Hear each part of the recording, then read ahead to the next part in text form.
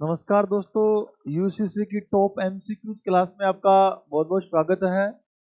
इससे पहले हमने 4 टॉप एमसीक्यूज क्लास पढ़ी है और आज अपनी ये अगली क्लास और अपना पहला क्वेश्चन आज का है। और ये क्वेश्चन आपका है यहाँ से कि यदि भारत के नागरिक के मौलिक अधिकार का उल्लंघन होता है तो वो अपील कहाँ कर सकता है। देखो यहाँ से कहा है कि आपके संविधान के जो भाग 3 की बात कर रहा है, जहां मौलिक अधिकारों का उल्लेख है। और मौलिक अधिकारों के लिए आप पढ़ा करते हो कि मौलिक अधिकार वाद योग्य होते हैं। मौलिक अधिकार वाद योग्य होते हैं और वाद योग्य है तो अनुच्छेद 32 के अकॉर्डिंग तो आप सुप्रीम कोर्ट में अपील कर सकते हो और 226 के अकॉर्डिंग दोस्तों आप हाई कोर्ट में रिट लगा सकते हो। इसका मतलब आप सुप्रीम कोर्ट और हाई कोर्ट दोनों के अंदर आप रिट जारी कर सकते हो। तो यहाँ से देखो, उससे पहले उच्च न्यायालय में अपील करनी होगी। पहले उच्च न्यायालय से कोई कॉन्टेक्ट नहीं है, उसे केवल सुप्रीम कोर्ट में है अपील करनी होगी। केवल सुप्रीम कोर्ट में कोई जरूरी नहीं, वो दोनों में कर सकता है। यहाँ से उसे पहले जिला अदालत में अपील करनी होगी। जिला अदालत से कोई मतलब नहीं है। यहाँ से उसके पास या तो सीधे सर्वोच्च न्यायालय या उच्च न्यायालय जाने का विकल्प है। ये बात हमने की कि 32 के अकॉर्डिंग तो सुप्रीम कोर्ट और 226 के अकॉर्डिंग वो हाई कोर्ट में भी अपील कर सकेगा।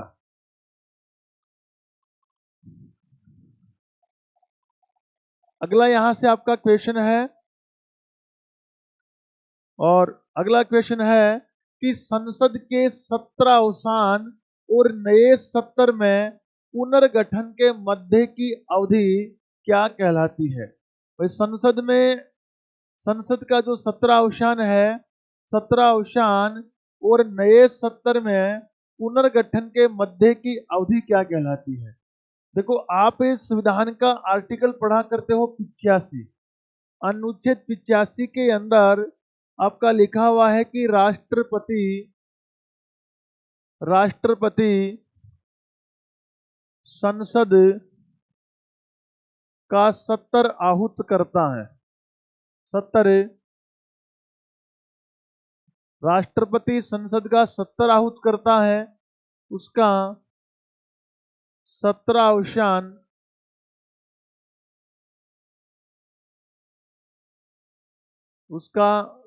अवसान करता है। तो अनुच्छेद 85 के अंदर कहा है कि राष्ट्रपति संसद का 70 आहूत करता है, 70 बुला सकता है, उसका 17 अवसान करता है। और देखिएगा, एक वर्ष में 2 बार 70 बुलाना तो अनिवार्य होता है और 2 सत्रों के मध्य अधिकतम 6 माह का अंतराल होता है। और 3 सत्र वर्ष में, वैसे 3 सत्र हुआ करते हैं। मानसूनी सत्र होता है, आपका ग्रीष्मकालीन सत्र होता है और एक आप बजट सत्र बोल सकते हैं। इस प्रकार से आपके 3 सत्र होते हैं। तो यहां से कहा है कि 2 सत्र बुलाना अनिवार्य होता है। वर्ष में 2 सत्र बुलाना अनिवार्य है। वर्ष में 2 बार 70 बुलाना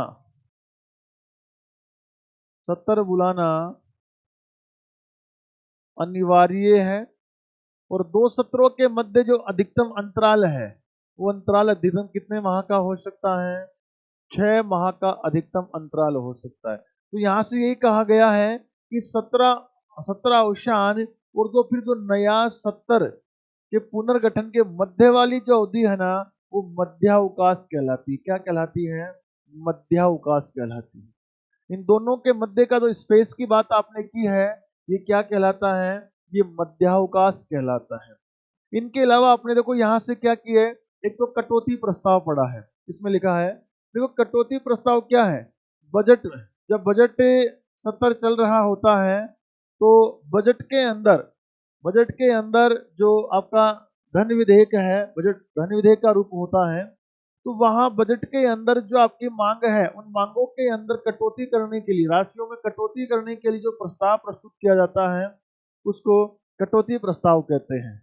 उनके अलावा देखो, एक यहाँ से शब्द आपका क्या है, इसका उत्तर तो आपका ये हो गया। यहाँ से एक शब्द क्या है? विघटन।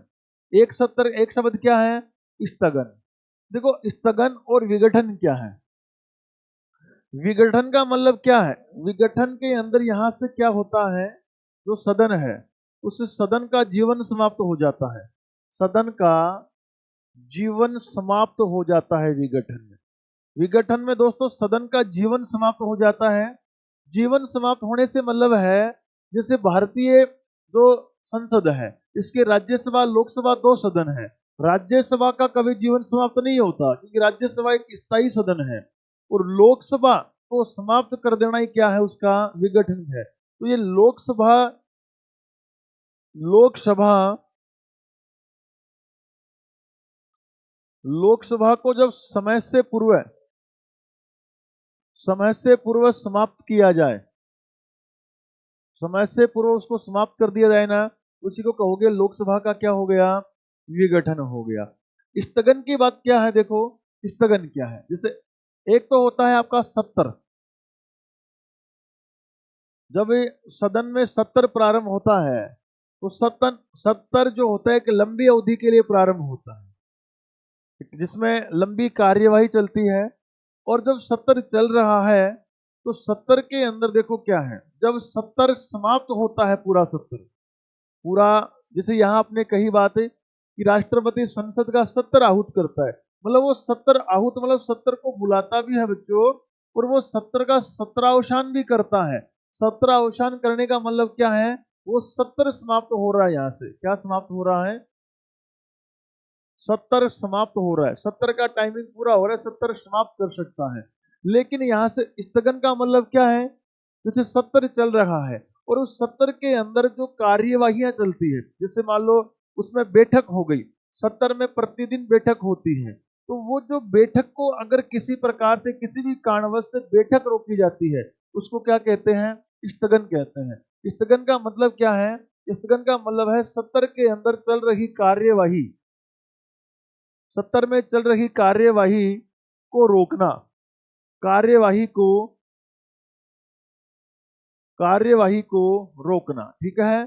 सत्र के दौरान जो भी कार्यवाही चल रही है, इस कार्यवाही को देखो कुछ समय के लिए भी रोका जा सकता है, मिनटों के लिए, 15 मिनट 20 मिनट के लिए भी इस सदन की कार्यवाही रोकी जा सकती है, एक दिन के लिए भी रोकी जा सकती है, एक हफ्ते के लिए भी रोकी जा सकती है, मतलब अनिश्चित समय के लिए भी कार्यवाही रोकी जा सकती है।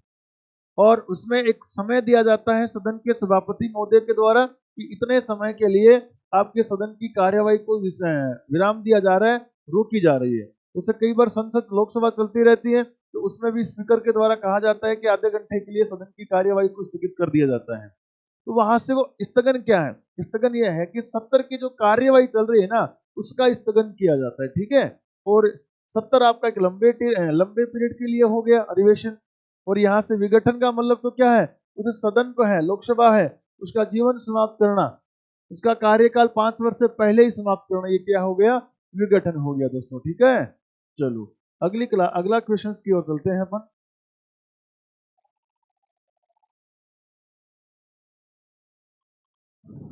अगला आपका क्वेश्चन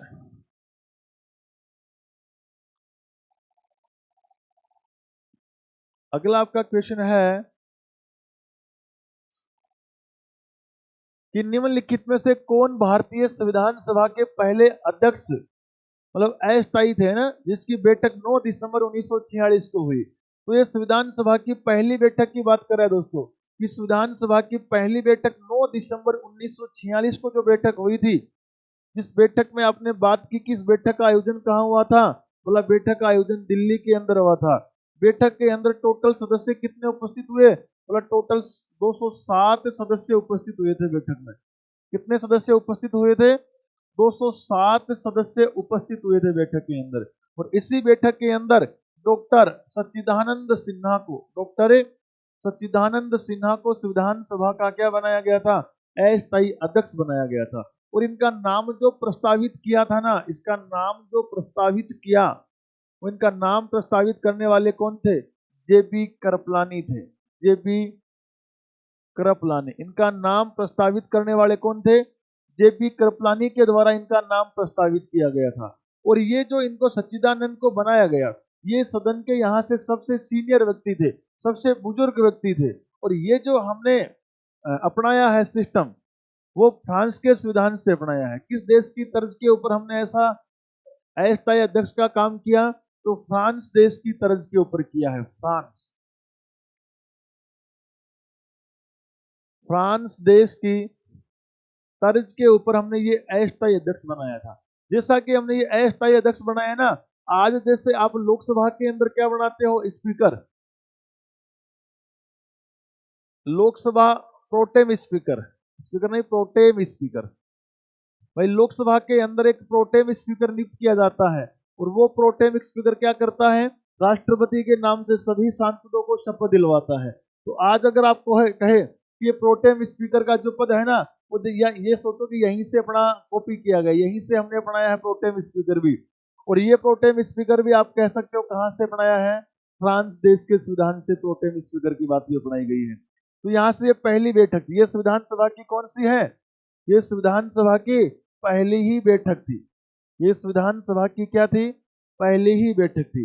और इस बैठक की एक बात और बताऊं मैं यहाँ से, देखो यहाँ से आपने कहा कि इसमें सदस्य संख्या कितनी उपस्थित थी? 207। कई जगह अगर आप क्या पढ़ो, कई जगह आपको ऐसा पढ़ने को मिले ना, सदस्य कितने उपस्थित हुए? 211। तो ये पहली बैठक में नहीं है, ये पहले अधिवेशन में है। ये पहले अधिवेशन में है। संविधान सभा का जो अधिवेशन, भाई संविधान सभा के अंदर कुल अधिवेशन कितने हुए?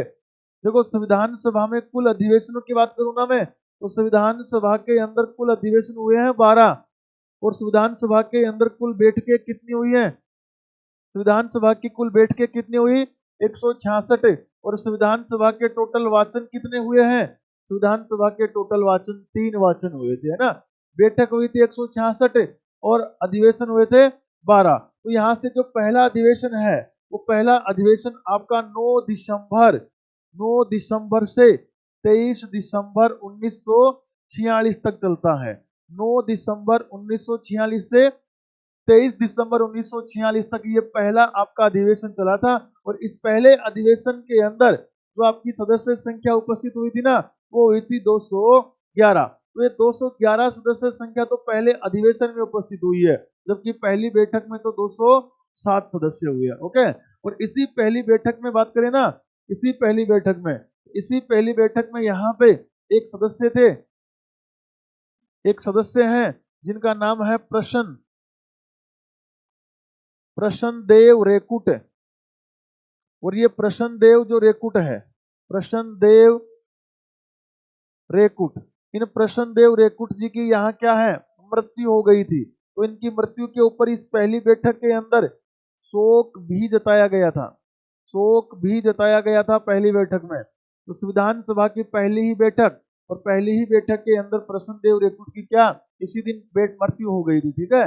अब यहाँ से देखो एक बात मैं आपको और बताऊं दोस्तों, कि आप इस चीज को पढ़ोगे कि यहाँ 207 सदस्य उपस्थित हुए हैं, जबकि संविधान सभा के अंदर टोटल सदस्यों की आप बात करोगे ना, आप ये कहोगे 389 सदस्य शामिल हुए थे। भाई 389 की बात हुई थी। इन 389 सदस्यों कैबिनेट मिशन ने 389 की बात की थी। यहाँ पहली बैठक के अंदर तो आपके 207 ही उपस्थित हुए हैं। ये क्या कारण था? इसका कारण ये था, एक तो 389 के अंदर जो आपने चुनाव करवाया वो 296 सीटों पर करवाया था। भाई 292 सीटें तो आपने की 11 प्रांतों से, और 4 सीट चीफ कमिश्नरी प्रदेश से की। तो आपने चुनाव 296 सीटों पर करवाया।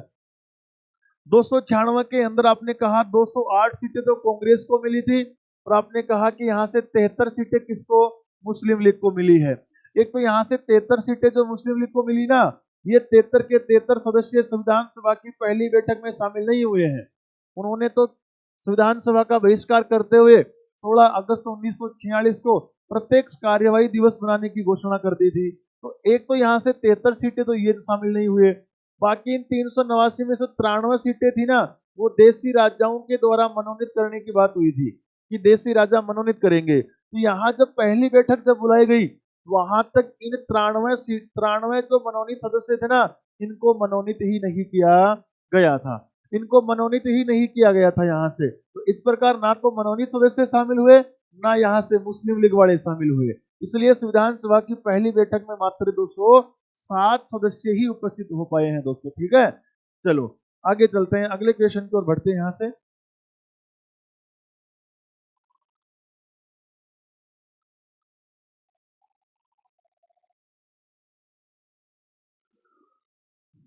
अगले क्वेश्चन की ओर चले। और यहां से देखो इन क्वेश्चंस की जो पीडीएफ है आपको टेलीग्राम के माध्यम से मिल जाएगी। तो यहां से यूसीसी एजुकेशन हब ऑफिशियल आप टेलीग्राम जो चैनल है वो आप यहां से ज्वाइन कर सकते हो। अगला क्वेश्चन है, राज्यसभा की अध्यक्षता किसके द्वारा की जाती है? राज्यसभा की अध्यक्षता किसके द्वारा की जाती है? जबकि लोकसभा की अध्यक्षता मतलब इन दोनों की अध्यक्षता की बात की है। भाई राज्यसभा की अध्यक्षता तो आपको मालूम है देश का उपराष्ट्रपति होता है। कौन होता है देश का? उपराष्ट्रपति। देश का उपराष्ट्रपति करता है, क्योंकि उपराष्ट्रपति अनुच्छेद 64 में लिखा हुआ है कि उपराष्ट्रपति राज्यसभा का क्या होता है? पदेन सभापति। पदेन सभापति अनुच्छेद 64 के अनुसार देश का राष्ट्रपति राज्यसभा का पदेन सभापति होता है। और लोकसभा की अध्यक्षता लोकसभा का कौन करता है? अध्यक्ष करता है। लोकसभा का अध्यक्ष करता है। तो यहां से उपराष्ट्रपति, उपराष्ट्रपति और सभापति, यहां से उत्तर हो जाएगा डी। भाई यहां से उपराष्ट्रपति कर लेगा और सभापति मतलब स्पीकर अध्यक्ष कर लेगा। ओके चलो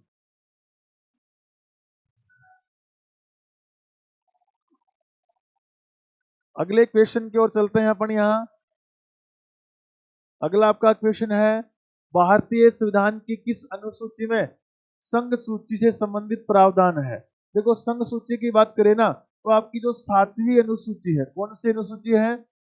7वीं जो अनुसूची है, इस 7वीं अनुसूची में क्या किया गया है? इसमें शक्ति विभाजन है। इसमें क्या है? शक्ति विभाजन का उल्लेख है।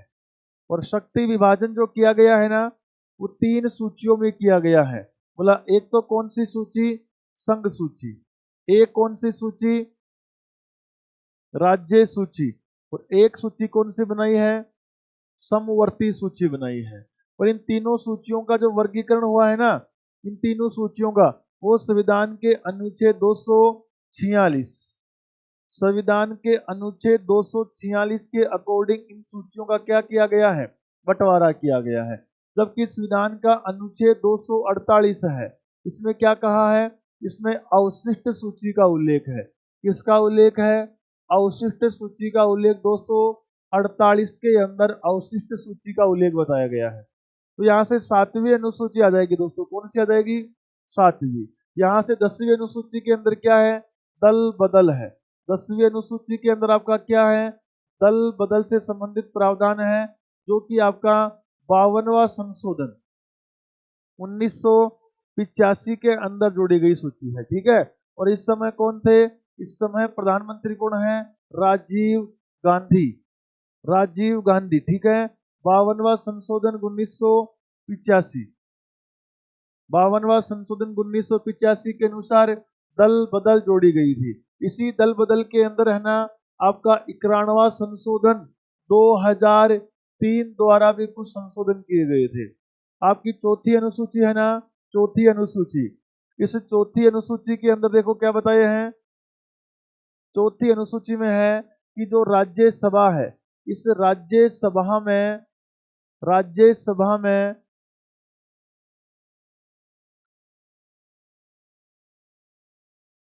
राज्यसभा में राज्यों से सीटों का आवंटन, सीटों का आवंटन, ठीक है। जैसे कि आपके राजस्थान से राज्यसभा में 10 सीटें हैं, वैसे हर राज्य से केंद्र शासित प्रदेश से राज्यसभा में कितनी कितनी सीटें रहेगी, इसका उल्लेख चौथी अनुसूची में है। 9वीं अनुसूची की बात करें ना तो पहली बात तो यह है कि संविधान का पहला संशोधन हुआ है। कौन सा संशोधन हुआ था? पहला संशोधन। और इसी पहले संशोधन 1951 के अनुसार ये सूची जोड़ी गई थी। और इस सूची के अंदर किस बात का उल्लेख है? इसमें भूमि अधिग्रहण संबंधी प्रावधान है। भूमि अधिग्रहण संबंधी इसमें क्या दिए गए हैं? प्रावधान दिए गए हैं दोस्तों। ठीक है ना। यहाँ देखो संघ सूची के ऊपर तो कानून निर्माण कौन करती है? केंद्र सरकार करती है। यहाँ राज्य सूची पर कौन करती है? यहाँ राज्य सरकार करती है। और समवर्ती सूची पे कौन करती है? समवर्ती के और केंद्र प्लस राज्य दोनों करती है। फिर भी अंतिम मान्य किसका? केंद्र का। अवशिष्ट सूची के विषय पर भी कानून का निर्माण कौन करती है? केंद्र सरकार करती है। ठीक है, तो यहां से अगले क्वेश्चन की ओर बढ़ेंगे अपन। और आपका अगला क्वेश्चन है, भारतीय संविधान के किस अनुच्छेद में कहा गया है कि किसी किसी भी व्यक्ति को एक ही अपराध के लिए एक बार से ज्यादा सजा नहीं मिलेगी। देखो संविधान का अनुच्छेद 20 है ना, अनुच्छेद 20 के अंदर आपको क्या बताया गया है? अपराध निवारण। क्या कहा है? अपराध निवारण कहा गया है। तो इसी अपराध निवारण जो कहा है ना, इसी अपराध निवारण के अंदर क्या कहा कि एक व्यक्ति को एक बार से अधिक सजा नहीं मिलेगी, एक अपराध के लिए एक ही बार सजा दी जाएगी। अपराधी को कभी भी खुद के प्रति गवाह देने के लिए बाध्य नहीं किया जा सकता।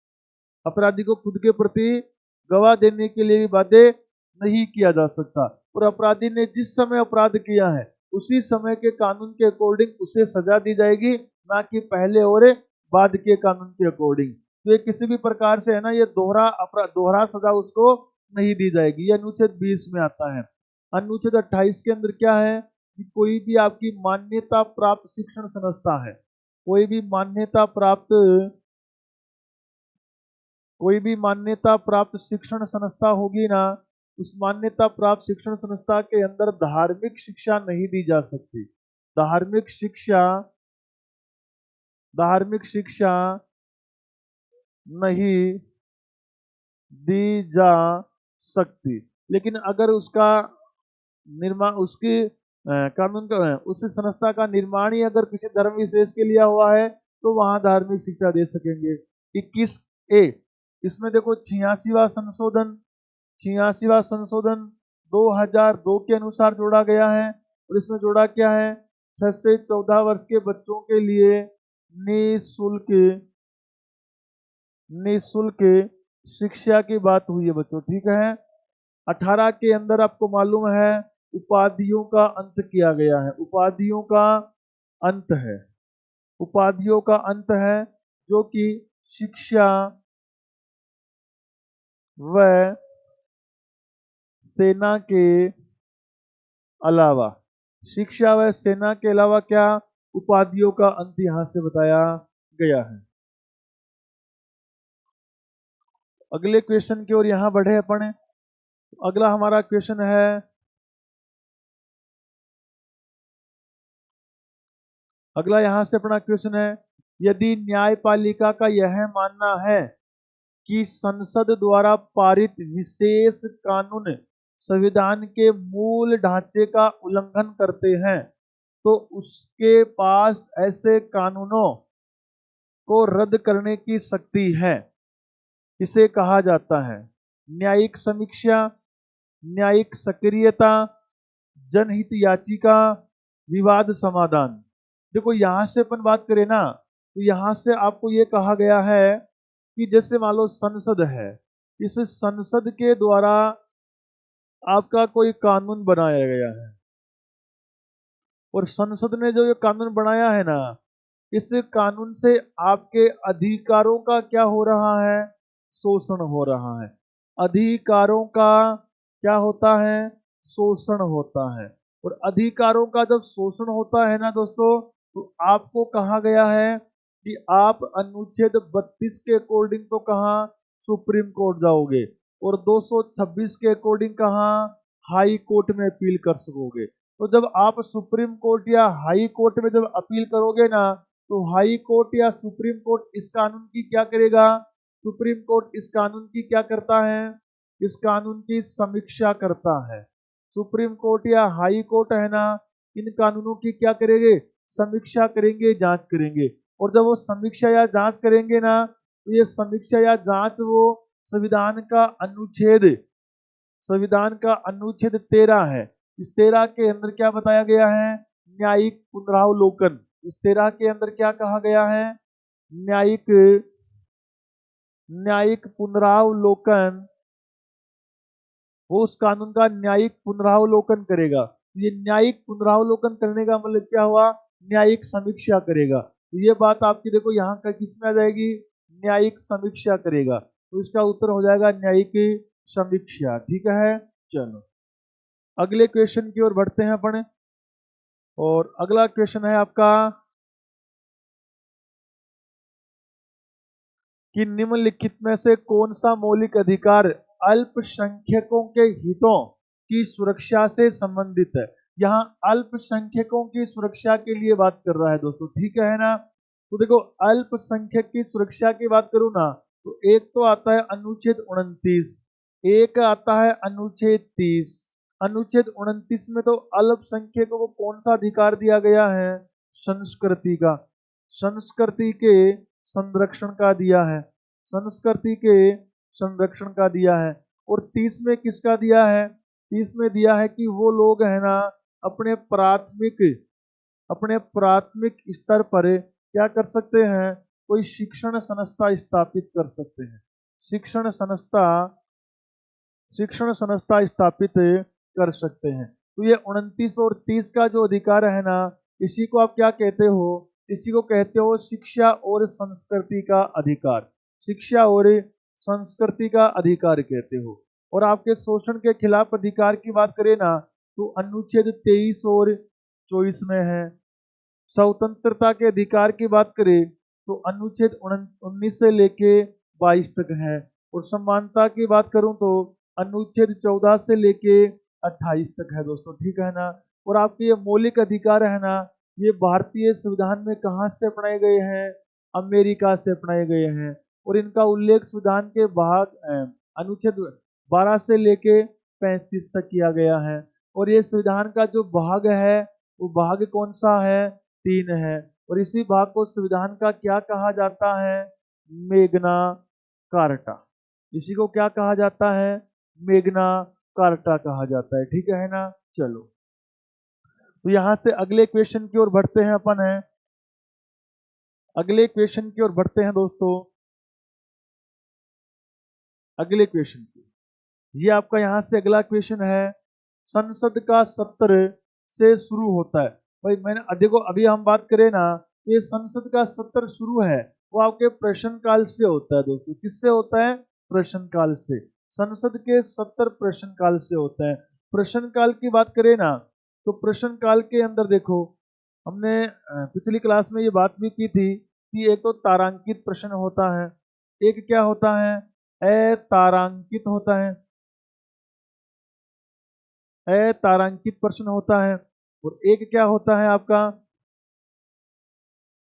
तारांकित प्रश्न होता है, अतारांकित होता है। और एक होता है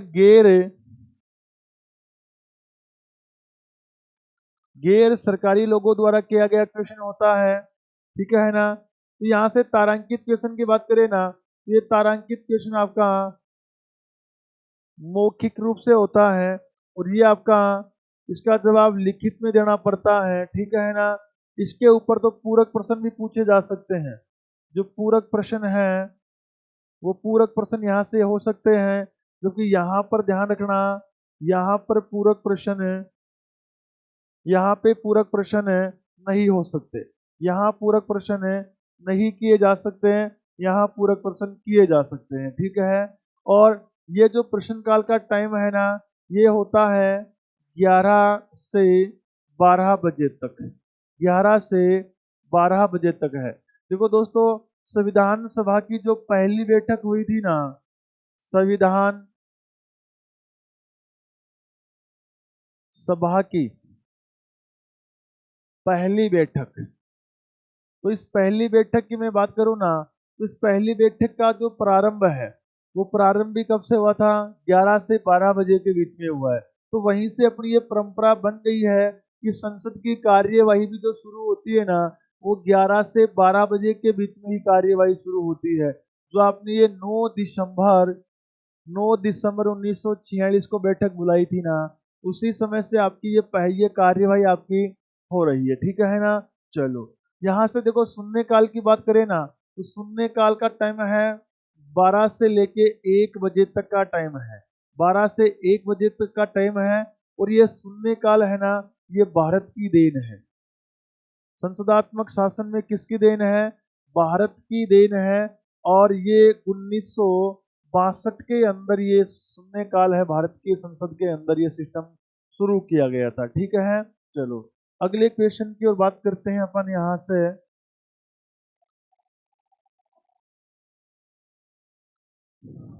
अगला आपका क्वेश्चन है, निम्नलिखित भारतीय नर्तकियों में से कौन भारतीय इतिहास की पहली महिला थी जिन्हें राज्यसभा के सदस्य के रूप में नामित किया गया है? देखो यहां से आपका आप पढ़ते हो कि संविधान के अनुच्छेद 81 और 81 में पढ़ते हो कि जो राष्ट्रपति है, ये राष्ट्रपति राज्यसभा में 12 सदस्य 12 सदस्य दोस्तों क्या करता है, मनोनीत करता है। और ये 12 सदस्य आप मनोनीत करते हो ना, ये प्रथा आपने अपनाई है आयरलैंड के संविधान से। कहां से अपनाई है? आयरलैंड के संविधान से अपनाई है। और ये आप मनोनीत करोगे ना, तो इसके लिए आपको 4 क्षेत्र बताए गए हैं। एक तो कौन सा बताया है? कला बताया है। एक दूसरा क्या बताया है? कला, साहित्य, विज्ञान, और चौथा क्या बताया है? समाज सेवा। चौथा क्या बताया है? समाज सेवा। तो यहां से देखो, ये रुक्मणी देवी अरुंडले जो थी ना, ये आपकी किससे संबंधित थी? ये एक आपकी नर्तकी है। नर्तकी का मतलब इसका संबंध किससे है? कला क्षेत्र से था। किससे था? कला क्षेत्र से था। तो आपकी पहली महिला के रूप में यहाँ नर्तकी में जो पहली महिला जो मनोनीत हुई है राज्यसभा में, वो आपकी रुक्मणी देवी अरुंडेल हुई है। ठीक है, चलिएगा आगे बढ़ते हैं अपन यहां से।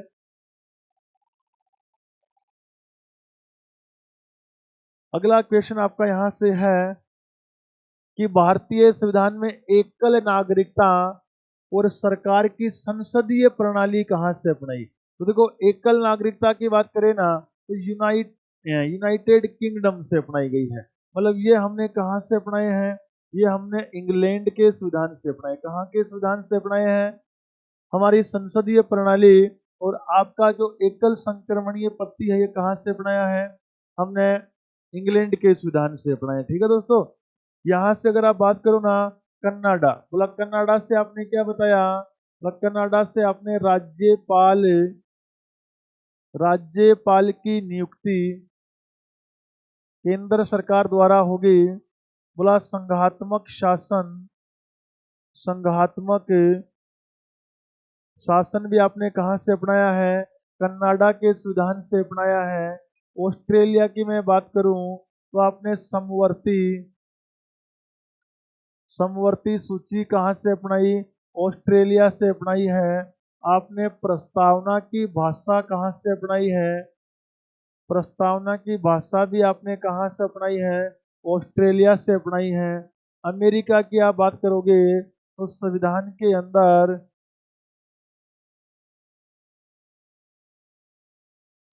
के अंदर मौलिक अधिकार आपके कहां से अपनाए हैं? अमेरिका से अपनाए हैं। ठीक है, आपकी यहाँ से एकीकृत न्यायपालिका है, अमेरिका से अपनाई है। आपकी जो प्रस्तावना है, अमेरिका से अपनाई आपने।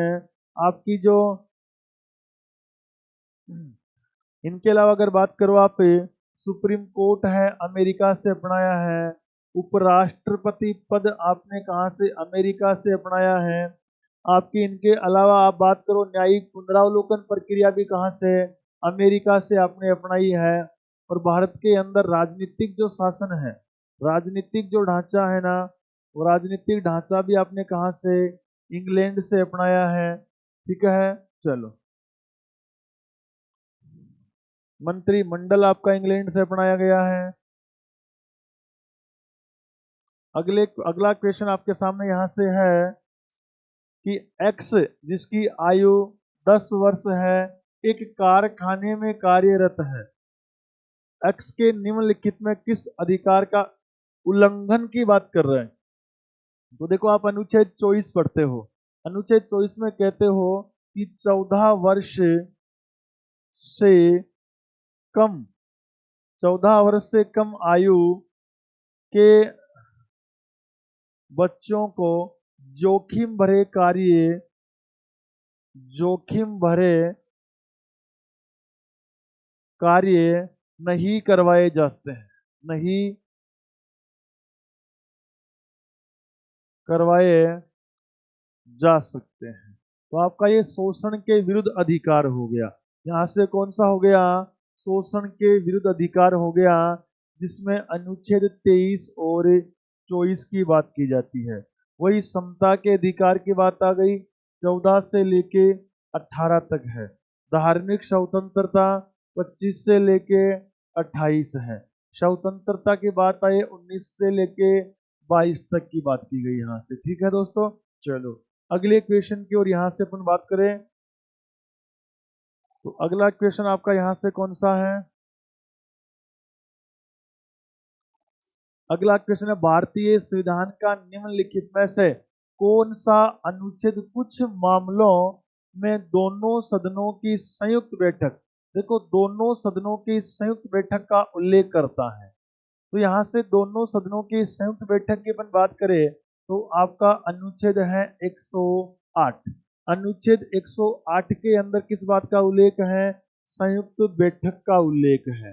और जब ये संयुक्त बैठक बुलाई जाती है ना, तो इस संयुक्त बैठक की अध्यक्षता तो कौन करता है? ये संयुक्त बैठक जब बुलाई जाती है तो इसकी अध्यक्षता कौन करता है? स्पीकर करता है, लोकसभा का अध्यक्ष करता है। आज तक मैं बात करूं ना, आज तक, तो आज तक ये संयुक्त बैठक कितनी बार? 3 बार बुलाई जा चुकी। कितनी बार बुलाई जा चुकी है? 3 बार। इसमें एक तो आपकी बुलाई गई थी 1961, एक बुलाई गई है 1978 और एक बुलाई गई थी आपकी कब? 2002। यहाँ तो देखो ये बुलाई गई है आतंकवाद, आतंकवाद से संबंधित मामला था। यहाँ से जो मामला था वो बैंकिंग सेवा का मामला था। और यहाँ पे जो मामला है आपका वो दहेज प्रथा से संबंधित मामला था। इन 3 मामलों के ऊपर आज तक आपका 108 का प्रयोग हुआ है, जिसकी अध्यक्षता कौन करता है? लोकसभा अध्यक्ष। और तीनों ही अधिवेशनों में जो शामिल होने वाला व्यक्ति है ना, तीनों के अंदर शामिल होने वाले एक सांसद के रूप में है। तीनों के अंदर शामिल जो सांसद था ना, वो आपके कौन थे? अटल जी थे। अटल जी, अटल जी यहाँ भी सांसद थे, 78 में भी सांसद थे, और 2002 के अंदर अटल जी खुद भारत के यहाँ पे क्या थे? प्रधानमंत्री थे। अनुच्छेद 110 की अगर यहाँ बात करोगे ना, 110 की, तो यहाँ किसका उल्लेख है? यहाँ धन विधेयक की परिभाषा का उल्लेख है। धन विधेयक की परिभाषा है, जबकि 109 के अंदर क्या है? धन विधेयक की प्रक्रिया का उल्लेख है। 109 के अंदर क्या है? धन विधेयक की प्रक्रिया का उल्लेख है। यहाँ से 75 के अंदर आपको मालूम ही है प्रधानमंत्री की क्या है? नियुक्ति का उल्लेख है। ठीक है। 128 की यहाँ से बात करें तो 128 के अंदर यहाँ पे सुप्रीम कोर्ट के बारे में है। और यहाँ से सेवानिवृत्त, यहाँ क्या है? सेवानिवृत्त, सेवानिवृत्त न्यायाधीशों की नियुक्ति का उल्लेख है। सेवानिवृत्त न्यायाधीशों की नियुक्ति का उल्लेख है। सेवानिवृत्त न्यायाधीशों की नियुक्ति का उल्लेख है। सेवानिवृत्त न्यायाधीशों की नियुक्ति का जो उल्लेख है वो 128 में है। तो यहाँ से आपका जो जवाब है वो रहेगा अनुच्छेद 108 रहेगा दोस्तों। अनुच्छेद 108 के अकॉर्डिंग जब दोनों सदनों में, देखो ये संयुक्त बैठक बुलाएंगे कब? जब दोनों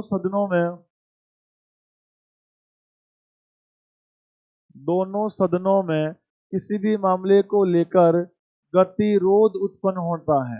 दोनों सदनों में जब गतिरोध उत्पन्न होने लगे ना, तब आपके 108 का प्रयोग किया जाता है। तो आगे यहाँ से अपन बढ़े हैं। तो अगला क्वेश्चन आपका यहाँ से देखो, अगला क्वेश्चन यहाँ से आपका क्या है? छोटे राज्यों के कुछ अपवादों के अतिरिक्त राज्य विधानसभाओं में सदस्यों की संख्या, देखो एक राज्य विधानसभा में बात करें ना, तो राज्य विधानसभा में न्यूनतम सीटों की बात करें ना, तो न्यूनतम सीटों का प्रावधान 60 का होता है। और यहाँ से अगर अधिकतम की बात करें, अधिकतम सीटों की, तो अधिकतम सीटें कितने हो सकती हैं? 500 हो सकती है। तो न्यूनतम 60 है और अधिकतम कितना हो सकता है? 500 हो सकता है। तो 60 से लेके कितना बताया है यहाँ? 500 तक बताया दोस्तों, ठीक है। चलिएगा अगले क्वेश्चन की ओर बढ़ते हैं अपन यहाँ। अगला क्वेश्चन देखो, सभी क्वेश्चंस आपके यहाँ देखो एसएससी थ्रू एग्जाम में आए हुए हैं। अगला क्वेश्चन है, भारतीय संविधान की कौन सी विशेषता ब्रिटेन के संविधान से ली गई है? तो देखो अभी हमने ये बात की है कि आपकी जो संसदीय सरकार है ना, ये संसदीय सरकार हमने कहाँ से ली है? ब्रिटेन से ली। बोला तो न्यायिक समीक्षा कहाँ से ली है आपने? ये न्यायिक समीक्षा आपने कहाँ से ली है? अमेरिका से अपनाया है। मौलिक कर्तव्य आपने कहाँ से अपनाए हैं? रूस से अपनाए हैं। और मौलिक अधिकार भी आपने कहाँ से अपनाए हैं? अमेरिका से अपनाए हैं दोस्तों, ठीक है। आगे बढ़ते हैं यहाँ से। देखो प्रस्तावना के अंदर जो न्याय है ना, वो न्याय भी आपने कहाँ से? रूस से अपनाया है। अगले क्वेश्चंस यहाँ, अगले क्वेश्चंस की ओर बढ़े तो मौलिक कर्तव्य, मौलिक कर्तव्य, मौलिक कर्तव्य नागरिकों पर लागू होते हैं, सरकार पर लागू होते हैं, विधानमंडल पर लागू होते हैं, राज्य पर। तो देखो मौलिक कर्तव्य की बात करें ना, तो ये नागरिकों के लिए है। मौलिक कर्तव्य नागरिकों के लिए है और नागरिकों के रूप में लागू होते हैं।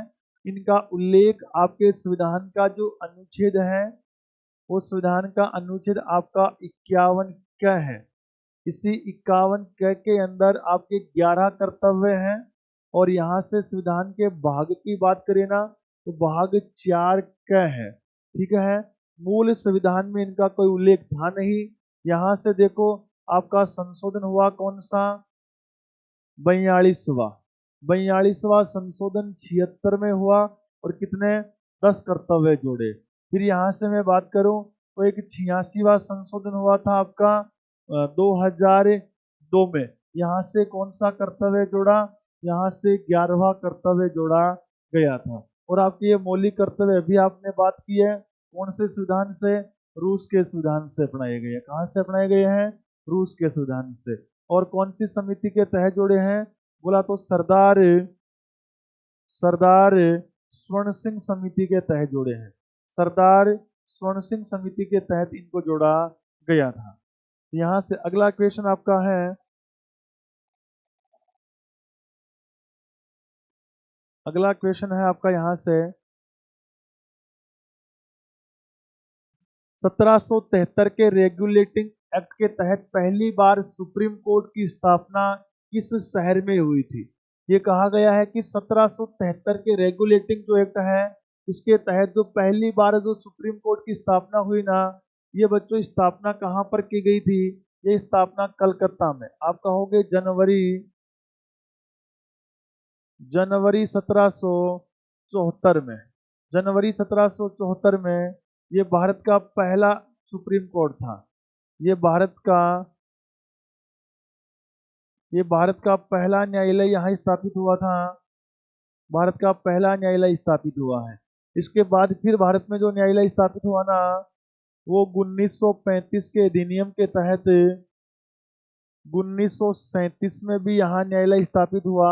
लेकिन ये दोनों ही जो न्यायालय है ना, ये दोनों ही न्यायालय भारत के अंतिम अपीलीय न्यायालय नहीं थे। इसके बाद भारत में जो अंतिम अपीलीय न्यायालय बनाया गया है, ये आपका 26 जनवरी 1950 को स्थापित किया गया था दिल्ली में, ठीक है दोस्तों। चलिएगा यहाँ से आगे बढ़े अपन। अगला क्वेश्चन है आपका, वह भारतीय न्यायिक प्रणाली किस पर आधारित है? बहु न्यायालयीय प्रणाली है, द्वैध न्यायालयीय प्रणाली है, एकीकृत और द्वैध प्रणाली दोनों है, एकल एकीकृत प्रणाली है। देखो भारत में अगर यहाँ से बात करोगे ना, तो भारत के अंदर एकल एकीकृत प्रणाली है। मीन्स आप ये कहोगे कि भारत की जो न्यायपालिका है, भारत की जो न्यायपालिका है, ये भारत की न्यायपालिका दोस्तों क्या है? एकीकृत है। भारत की न्यायपालिका क्या है? एकीकृत न्यायपालिका है। आप पढ़ते हो सरकार के कार्यपालिका व्यवस्थापिका, और कार्यपालिका व्यवस्थापिका तो आपके क्या है? यहाँ से संघात्मक है, ठीक है। जबकि आपकी न्यायपालिका क्या है? एकीकृत है। मतलब यहाँ से देश का अंतिम अपीलीय न्यायालय क्या है? देश का जो अंतिम है, देश का अंतिम अपीलीय, देश का अंतिम अपीलीय जो न्यायालय है वो आपका क्या है? सुप्रीम कोर्ट देश का अंतिम अपीलीय न्यायालय है। और ये सिस्टम जो हमने अपनाया है भारत में, वो कहाँ से अपनाया है? एकीकृत न्यायपालिका अपने अमेरिका के संविधान से अपनाई है दोस्तों। तो अगले क्वेश्चन की ओर बढ़ते हैं, और अगला आपका क्वेश्चन है ये 19 number question, second last question है यहाँ से। और इस क्वेश्चन की ओर अपन बात करें